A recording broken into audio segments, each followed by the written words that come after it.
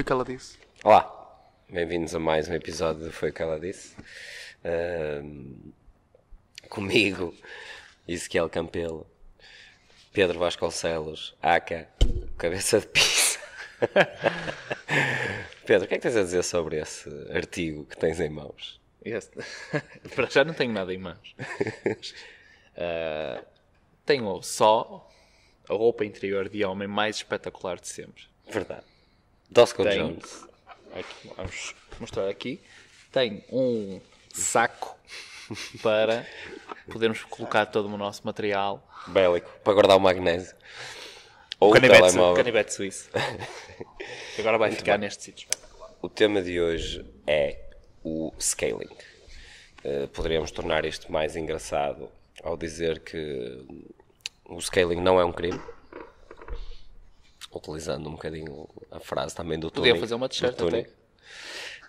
Importante referir, Ezequiel, antes de começares a falar, que o Ezequiel só foi lavar os dentes porque eu e o Pedro fomos lavar os dentes. Então ele sentiu-se... achou que vocês iam sentir o mau hálito dele se ele não fosse lavar. Estou aqui há 1 hora à espera que vocês... E durante 1 hora não foste lavar os dentes. Não, não falámos de nada. Não sabe o que é que eu fiz nessa hora. Ok. Não lavaste os dentes. Na realidade, falámos do tema do scaling entre nós, mas noutros contextos. Então mudou. Portanto, Não, mudei, então. Estava a falar do scaling. exatamente. Nós estávamos a falar num contexto dentro de uma box. E nós podemos falar em muitos mais. Claro. O scaling dentro de uma competição. Okay? Nós já estivemos os três a trabalhar sobre isso, que foi ter numa competição os RX, e também tivemos o scaling e qual é que é a parte boa ou má disso, e acho que era um tema que podíamos discutir. Verdade. Vamos atacar primeiro esse tema, que é a parte da competição, de um evento de competição, e haver nesse mesmo evento um scaling. Como é que vocês veem? Estou a receber mensagens. Profissionalismo dele. Por exemplo, um scaling ao som do telemóvel. Exatamente. Pô-lo a vibrar. Então, né? 5.000, ok. É uma pergunta já. Não, É uma pergunta. vamos falar um pouquinho sobre isso e qual é que é a vossa opinião ou não. O facto de existir competições com o scaling. O que é que achas? Porque é que as pessoas o fazem, ou porque é que as organizações o fazem, se acham bem, se acham mal, apesar de nós três já estarmos juntos e já realizamos uma competição em que havia o scaling. O que é que tu achas disso? É a nível comercial, porque há a integração das pessoas. O que é que vocês gostam mais de fazer? Eu Pode já dizer posso já dizer a minha? Assim, Já? invita tudo. Vai já disparar. Eu não gosto das competições em scaled. Não Prefiro que as pessoas a competição em si não quer dizer que o façam, não. Porque fiz e tal. Mas isto também Foi 2 contra 1. nós somos uma equipa e trabalhamos em equipa e percebemos que existem outros contornos à volta disso. Acho que em termos de integração das pessoas que se calhar não conseguem fazer uma competição em RX, por assim dizer, poderá passar por equipas, ok? Prefiro que assim seja do que estarmos a fazer uma competição que os standards ou a admissão da pessoa é muito relativa, não é? E vemos competições a acontecer e as pessoas estarem de fora a ver uma versão scale em que temos pessoas a fazer levantamentos com cargas muito altas e depois temos a ver outras pessoas que têm um aspecto gímnico muito forte, mas depois não têm o outro ou as outras capacidades estão conseguidas, mas saltam à vista a dizer aquele atleta não é scale, não é? E cria-se aí um pouquinho de confusão. Por isso é que eu sou um pouco contra isso. E acho que para quem quer iniciar poderá fazê-lo através das equipas. Isto é um contexto de competição. O que é que tu achas? No mesmo contexto de competição. Só para não deixarmos o Pedro monopolizar o episódio todo. Está muito não vale nada a vossa opinião. Eu é que sei. Eu vou falar para este. Vou pôr em silêncio. Eu sou um pouquinho da opinião do Pedro, mas também vejo o outro lado, que é... Eu sou ligeiramente a favor não é... Claro, tem a parte monetária, mas sou ligeiramente a favor das competições em scaling na versão que nós fizemos, que é não há prémio. Okay? É um dia de pura diversão, de entretenimento, de inclusão e tudo mais. Eu também acho que sou um pouquinho a favor disso. Há prémio, não é monetário. Não há prémio monetário, não há dinheiro envolvido. As pessoas já sabem desde o princípio. É como aquele programa, há um programa na RTP que só passas se quem tiver mais palmas de público. Podemos fazer assim, só para mim. Se calhar o próximo vai ser assim. E nesse aspecto eu não vejo nenhum problema. Okay? Sou mais a favor, se também a vertente que fizemos, que foi o scaling por equipa, acho que envolve mais as boxes, obriga que as boxes também participem mais em alguns destes eventos, e com isto tudo fica um bocadinho o evento a ganhar, não é? Tendo isto, porque temos cada vez mais... Mas só nesta versão. Vamos falar agora, eu vou dar o exemplo da última competição em que tenho estado mais atento, são os Promo Fit. O que acontece é que são os Promofit Games. Mais atletas inscritos em Scaled do que tinham em RX, portanto, ou em Elite, vamos chamar assim.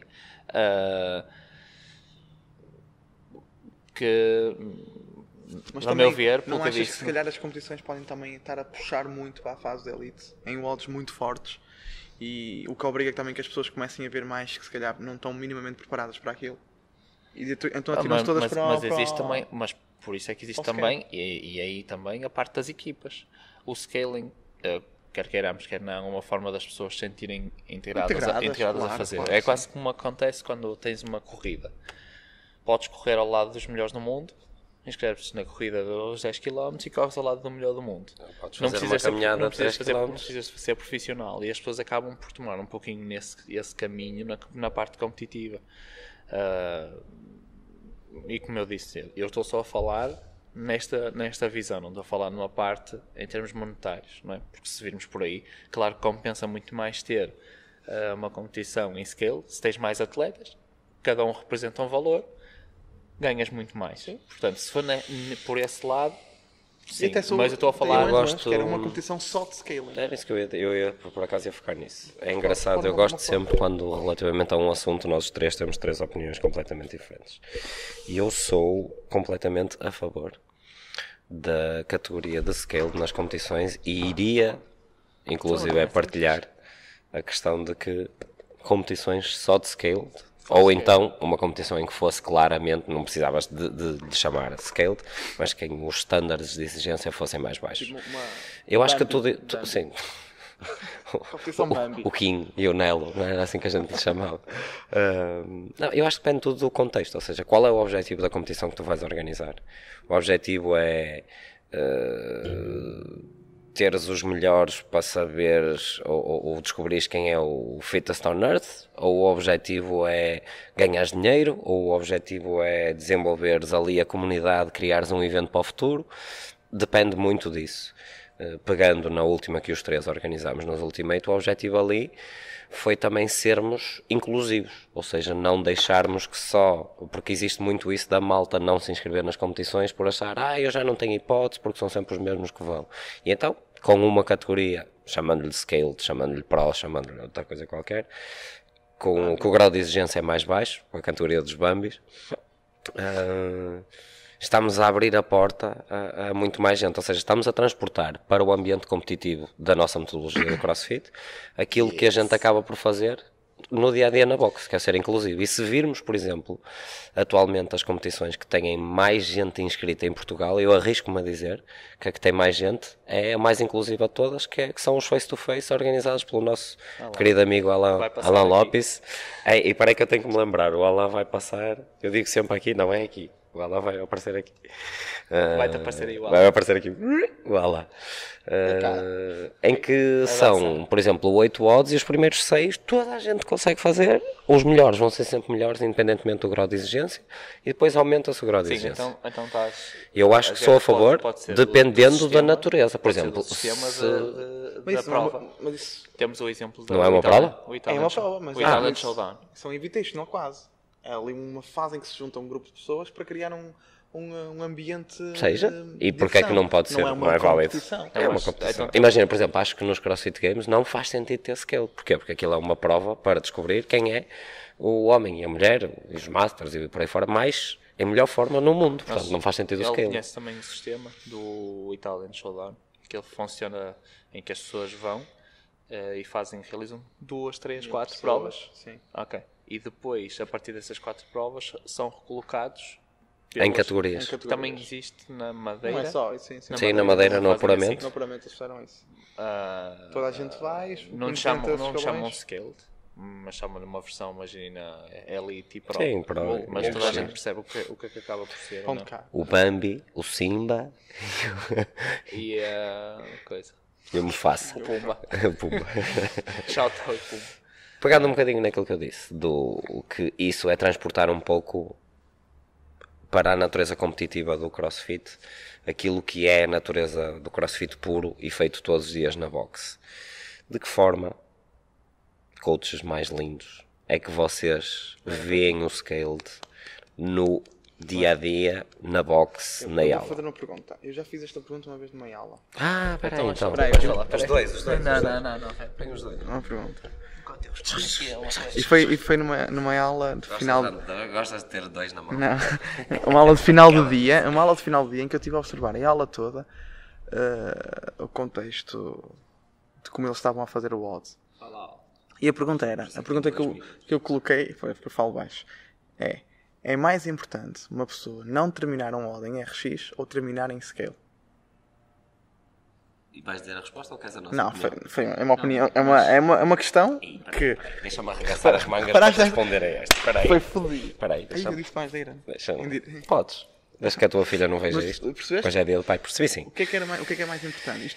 Eu terminou a aula e eu perguntei-lhes isto. Malta, aos alunos. Aos alunos. Vão para casa pensar um pouquinho. O que é mais importante? Fazer um WOD em RX e não terminar no tempo pedido, ou realizar o WOD, o mesmo WOD em Scale, e terminar dentro do tempo pedido? Faz todo sentido essa pergunta. O que era mais importante? 1, 2, 3.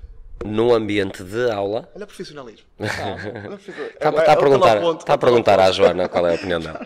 Então, o Chris Miller, o que é que tinha escrito?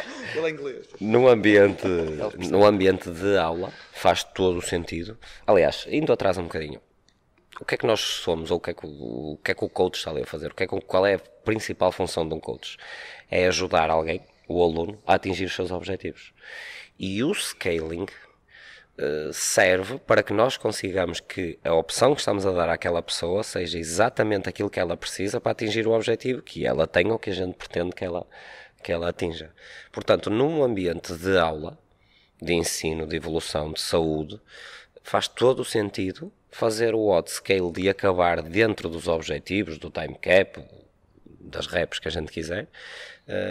Já, por exemplo, se estivermos a falar num ambiente competitivo, se calhar já não. E temos agora, por exemplo, o exemplo de nos games, né? no Open, tu podes fazer scaled ou RX, mas sabemos que se fizeres uma repetição RX, ficas à frente. Não, se fizeres RX e só fizeres uma rep, ficas à frente de toda a gente que possa ter feito 1000 scaled. Mas isto é competição. No dia a dia, na aula, não. Não é? E para isso é que seja o coach principal da aula, ou o segundo coach, o terceiro coach, para isso é que nós estamos cá, para arranjarmos as soluções para cada pessoa, ou para que as pessoas consigam atingir o seu objetivo, seja, como o Pedro referiu e bem, eu sou muito bom em cargas, mas sou mau em ginástica, então vou ter que, se calhar, as cargas vou poder fazer como prescrito, mas em ginástica vou ter que adaptar. Assim como o contrário. Então, em relação à questão, tu és Sou a favor do scaling. Mais vale fazer scale dentro do tempo. Não é só do tempo, é do estímulo que nós pretendemos para qualquer... Basicamente o tempo está de acordo aos tempos. E depois desta, acho que não preciso responder a mais nenhum. Não sabes, eu tenho mais alguma questão. Então faz aí. Eu lancei o tema. Mas já respondi de falta de responder. Eu não vou dizer mais ou menos do que disse o Zé. Exato, então estamos os três de acordo. Vai de encontro. Isto neste para no cu, ficamos chateados. E ele faz tudo até digo mais, não. É mais que evidente que se nós temos um time cap, é para atacar o time cap, ok? É porque não passando aquele tempo limite, o estímulo perde-se. Isso é claro, ok. Aliás, normalmente o time cap até está a 8. Não tem só a ver com o time cap, tem a ver com os estímulos que tu pretendes que a pessoa faça. Sim. Aquelas X número de notícias unbroken, se queres que a pessoa faça dentro daquele tempo para ter o trabalho realizado, o estímulo realizado. Eu acho que aqui a questão, muitas das vezes, que passa nas aulas e que não sei se estás de acordo ou não, tem a ver com a mentalidade das pessoas. Entre mentalidade. Que as pessoas perguntam RX ou Scaled. Se tu lhe desses um nome qualquer, ou se já apresentasses duas versões, ou se apresentasses o RX e o RX+, fazer um Scale Up, as coisas já seriam vistas de forma diferente. Imagina que eu tenho um treino em que tenho 9 handstand push-up strict, pode ver aí 6 deadlifts com 83 e 3 em power cleans com 83. Vamos tentar pôr isso na próxima semana. 5 rondas disso, o que é que achas? Com um time cap 10 minutos no máximo. Okay. Quiçá de 9. E que tu dizes assim, ok, isto é a versão RX+, mas não tinhas a versão RX. E as pessoas já não iam olhar como diferenciador porque estavam a fazer o RX e não o Scale. Ok, há uma estratégia diferente. Por isso é que eu estou a dizer, poderá ter a ver com a mentalidade, com que as pessoas veem isso. O que é, acham que fazer aquilo poderá ser mau, poderão ser mais fracos. É a visão, é a perspectiva, a percepção que as pessoas têm da realidade, tem que ver também com o conhecimento que têm acerca do que estão a fazer e com também um bocadinho a maneira de ser, o ego de cada um, não é? Mas também cabe ao treinador educar. Claro que sim, principalmente. Nós lideramos, por exemplo, quando temos que fazer scaling, fazemos, explicamos ou tentamos explicar o melhor possível às pessoas qual é o objetivo daquele treino, daquele bloco, daquele WOD, para que as pessoas percebam, ok, tu não vais fazer assim como está prescrito, porque partimos do pressuposto que programamos para a elite e adaptamos para o resto, né? Para a elite, para a nossa elite. Tu não vais fazer assim porque eu acredito que em termos de segurança, de garantia de tu atingires o objetivo que eu tenho proposto para este bloco e para ti, é melhor fazeres assim. Certo. E a pessoa, humildemente, vai perceber, este gajo é que percebe desta merda, não sou eu, vou-lhe dar o benefício da dúvida. Sim. E és a favor que nem deves deixar um atleta experimentar? Ok, nós temos muitos alunos. Depende. Nós não temos muitos alunos, felizmente, mas há muitos alunos. Nós não temos. Creio que é importante também valorizar a opinião da pessoa, apesar de que há situações em que a gente já sabe que aquilo vai dar merda. Mas deixamos? Não, eu acho que não. Eu acho que não. Podemos deixar antes do WOD só para sermos nós a comandar essa experiência. Do que sermos a reagir. Ou seja, isso acontece algumas das vezes aqui que nós temos um WOD que está prescrito e que tens pessoas com formas diferentes de abordar ou de olhar para a coisa. E algumas tu tens que pedir para eles experimentarem, fazer mais um bocadinho, colocar mais isto, apertar mais com ela, e a outra temos que fazer o contrário. Tem a ver com o conhecimento que acabas por ter das pessoas, o trabalho desenvolvido diário, que te permite trabalhar com aquele aluno para ele também ir dentro daquele estímulo e atingir sempre a intensidade ou ultrapassar-se um bocadinho nos seus limites, não é? Para em que está prescrito, por exemplo, fazer aquelas repetições e cargas que eu disse e não quero arriscar. Eu também posso ir lá dar mais um bocadinho e também pode acontecer o contrário. Eu acho que nós sabemos que em termos do que nos guia Santinho! Não é, ela não é. Foi Lorde, está aqui o Lorde. O que nos guia será, sabemos que primeiro preocupamos-nos com a técnica, com a execução, depois com a consistência, só depois com a intensidade. As pessoas também têm que... Tenho escrito aqui na sapatilha. As pessoas também têm que perceber como é que isto funciona, porque é que funciona assim. Um exemplo que o Pedro disse muito bem, de que muitas das vezes nós temos que ir lá porque as pessoas não acreditam até que conseguem e nós sabemos que sim, e damos esse incentivo, como também existe o contrário, de as pessoas acharem que conseguem e se calhar muitas das vezes também a forma de abordar o problema por parte do treinador também temos de ter algum tato, dizer assim à pessoa, eu não tenho dúvidas que tu consigas. Vamos dar um exemplo prático, o WOD que tu disseste há bocado. Pá, eu sei que fazer as handstand push-up strict, pá, se calhar vai-me custar. Eu vou fazer 2, vou sair, vou fazer 1, vou sair. E a pessoa diz, não, mas eu consigo. Eu sei que consegues.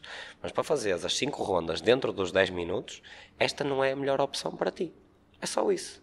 Não é o duvidar da capacidade das pessoas, é explicar-lhe que para este objetivo, se não houvesse time cap, por exemplo, faz. E acontece isso nas pessoas à medida que vão tendo mais tempo na prática. Que ganham, isso como de acharem mais que a opinião delas é mais válida ou que também têm algo a dizer? Porque já têm conhecimento dos exercícios, já fizeram coisas semelhantes, mas estão mais envolvidos. Se naquele, como já os conhecem, muitas das vezes formam uma opinião, mas que ainda não têm na cabeça deles qual é o estímulo da aula. Se eu disser assim, são 30 handstand push-ups strict para tempo, e hoje eu não dou o tempo limite, ou então são 30 handstand push-ups e que eu tenho que fazer 3 séries de 10 e tem que ser abaixo de 1 minuto e meio. A mesma pessoa, ao olhar para o treino, já vai ter uma percepção diferente. Não, e vai ter que ter uma abordagem completamente diferente e vai ter que escalá-lo, ou seja, se eu hoje não lhe der um tempo limite para ela realizar a tarefa de 30, ela até pode fazer, demora o tempo que demorar. Se eu lhe colocar ali um objetivo, que muitas vezes é para isso, vários objetivos, o time cap também serve. E a pessoa tem uma percepção diferente. Daí, quanto mais vão crescendo e vão fazendo, mais dificilmente vão aceitando o scale, e é isso que nós temos que ir mudando. A parte mental das pessoas perceberem que o scale não é necessariamente uma coisa má. Não, claro, e pelo contrário. Ou seja, se eles estão a escalar alguma coisa, é porque nós nos preocupamos que consigam fazer a tarefa dentro do estímulo com intensidade e em segurança. Portanto, concordo plenamente. Muitas das vezes é mais a parte mental que faz mudar. Por isso é que eu falei há pouquinho em nós termos nomes diferentes, uma coisa RX, RX+, ou modificar, ou evolução, tipo, esta é a parte de evoluir para, que as pessoas conseguem aceitar muito melhor. Isso também poderá vir um pouco da estratégia de cada coach ou de cada box na programação. Por exemplo, nós fazemos o seguinte, nós para cada bloco de treino, para cada semana, para cada ciclo de treino, chamemos assim, macro ou meso, o que é que seja. Triciclo, ou monociclo. O biciclo. Somos específicos nas opções de scaling que queremos dar. Nós hoje, por exemplo, temos handstand push-ups strict. Hoje não, num dia qualquer. Num dia qualquer. E só temos, quando a programação foi passada aos treinadores, especificamos que as opções de scaling são ou pike push-ups ou, qual era a outra? Dumbbell press strict. Podíamos fazer mas tem que tocar. Isto, onde é que eu estou a querer chegar com isto? Nós definimos isto e vamos variando isto também, porque a opção mais fácil, digamos assim, de scaling seria permitir o keeping, ou fazer as flexões declinadas na caixa. Mas se tivermos sempre a aplicar a mesma opção de scaling, o estímulo é o mesmo, não há muita adaptação, e a própria pessoa, em termos de motivação, também começa a pensar, é sempre arroz, enquanto que não. Se eu hoje fizer com keeping, e amanhã fizer na caixa, e depois fizer pike push-ups, e depois fizer uns press strict com halteres, ou kettlebells, ou barra, ou o que é. Existe o transfer das diferentes opções de scaling, e a pessoa sente estímulos diferentes e a evolução será muito maior. Não fosse a nossa modalidade se apoiassem no constantemente variado, não é? Concordo plenamente. Depois deste tema, o Spiller ligou-nos e disse que vai fazer um post sobre RX. Se calhar quando isto for para o ar ele já lançou. Sim. E vai dizer que foi coincidência. É coincidência. Calhou. Pronto, já está tudo. E não esqueças de dizer que o Spiller pediu ao Pedro para o Pedro partilhar. Sim, não te esqueças que ele disse isso. Peter, please. Eu partilhei. Peter. Das poucas coisas que eu partilho. Por acaso foi. Está feito. Foi um prazer estar convosco, ok? Espero para a semana estar no mesmo sítio. Não precisamos estar no mesmo sítio. Não pode ser por acaso. Pode ser no outro lado. Tu queres adeptos de podcasts curtos? Lá fora. Mas 30 minutos. 40 minutos. 10, 12, 15 minutos no máximo. Este já vai para em 50 minutos. Meus queridos. 3, 2, 1. Foi o que ela disse.